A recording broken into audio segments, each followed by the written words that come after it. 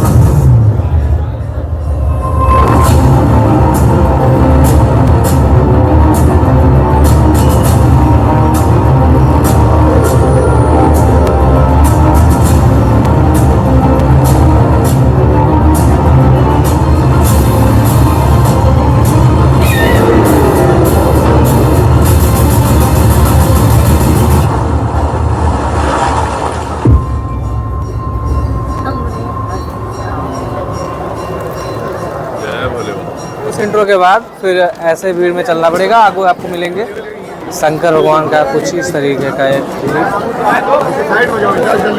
करने पे आपको समुद्र मंथन का जो एक सिनेरियो है वो दिखाया जाने वाला है।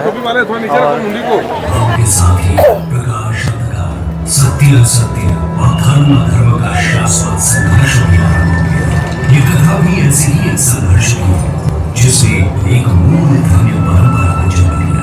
एक दिवस पृथ्वी पर विचरण करते समय महर्षि दुर्वासा को एक दिव्य पुष्प माला प्राप्त हुई। सुवासित माला को देव योग्य जान वे उसे स्वर्गाधिपति इंद्र के पास ले गए।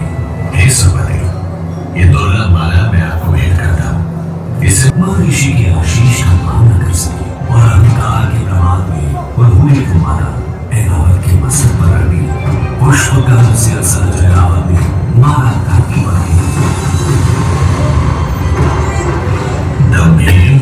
ऐसा घोर अपमान, जिस धन ऐश्वर्य पर तुम इतना इतराते हो, मैं वही तुमसे छीन लूंगा।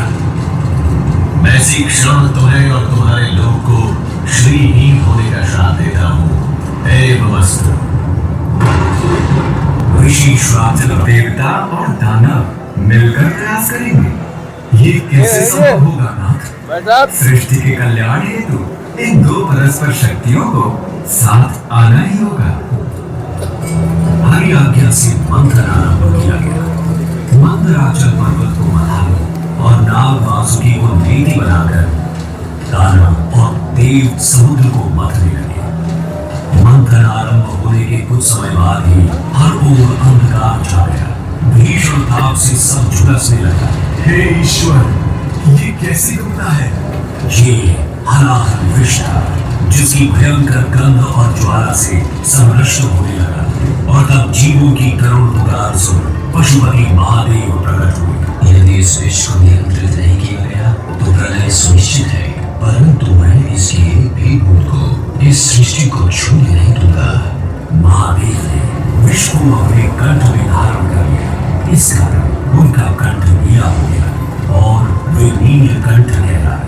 महादेव की कृपा से हलाहल विष की ज्वाला शांत हो गई और तीनों लोगों में संतुलन स्थापित हुआ।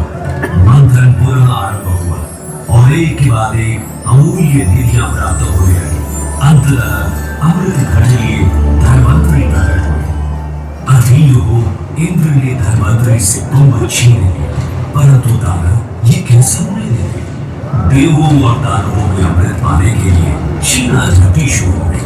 इस तरह का अंत करने के लिए श्री हरि को मोहिनी रूप में अवतरित होना पड़ा और उन्होंने बड़ी चतुराई से सारा अमृत देवताओं को मिला, उन्हें अमर कर दिया।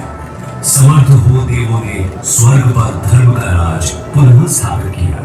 आगे पे लगाया हुआ है उज्जैन, नासिक, हरिद्वार और प्रयागराज, जहाँ जहाँ पे वो अमृत के बूंद गिरे हुए थे और वो धर्मस्थल बने, दर्शनीय स्थल बने और वहाँ पे लगता है कुंभ मेला।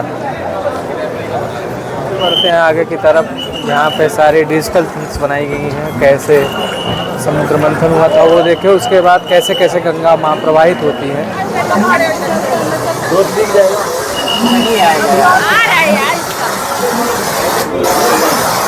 और यहाँ पे नाव पे बैठ के आप एक कैसा फील कर सकते हैं कि माँ गंगा में आप जा रहे हैं और घाट के किनारे कोई जगह पे। काफ़ी अच्छा लग रहा है ये देखने में।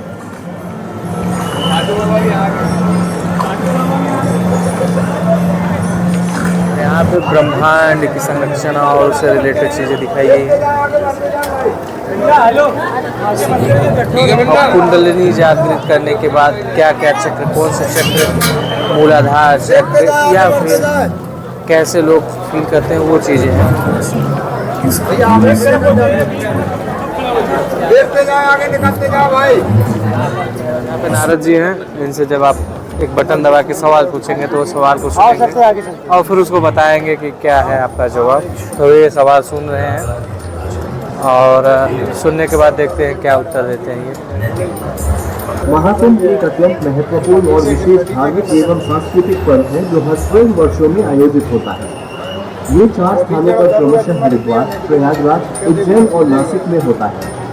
महाकुंभ बनाए गए हैं। इस पे जो भी प्रमुख अखाड़े हैं जो कि यहाँ पे माघ मेले के समय में स्नान करने आते हैं, और ऐसा माना जाता है कि ये अखाड़े धर्म की रक्षा और धर्म को बचाने के लिए बनाए गए हैं। वो अखाड़ों का एक एक स्तंभ बनाया गया है, उनसे रिलेटेड जो भी चिन्ह हैं, उनसे रिलेटेड जो देव हैं या जो भी है, उन चीज़ों के बारे में यहाँ पे डिटेल्स दिए गए हैं। जैसे कि क्या विशेषता है इन अखाड़ों की, वो कहाँ पे स्थापित है। मान लीजिए अगर हम बात करते हैं श्री पंचदशानन आवाहन अखाड़ा का, तो इसका रंग भगवा रहेगा। धर्म ध्वज जो है वो इस तरीके से भगवा ध्वज है, और क्या क्या डिटेल्स हैं इस तरीके से बताया है इन्होंने। इसमें कुछ डिजिटली बोर्ड लगाए गए हैं जहाँ पे लोग अपना जो अनुभव है महाकुंभ को लेकर वो साझा किए हैं, उनके बारे में बताए हैं, जो कि आप सुन सकते हैं कि कैसा रहा किसी व्यक्ति विशेष का अनुभव इस महाकुंभ को लेकर। और अंदर एक 3D डिस्प्ले और है जहाँ पर कुंभ से रिलेटेड चीज़ें दिखाई जा रही हैं, चलचित्र दिखाए जा रहे हैं अलग अलग, कैसे कुंभ का किनारा रहता है, कैसे लोग स्नान करते हैं, कैसी भीड़ रहती है, उस तरीके की चीज़ें। यहाँ निकलते समय आपको आकाश मंडपम दिखेगा, जो कि उसी के बगल में ये बनाया हुआ है डिजिटल महाकुंभ अनुभूति केंद्र। तो कुछ ऐसा रहा डिजिटल महाकुंभ अनुभूति केंद्र का अनुभव।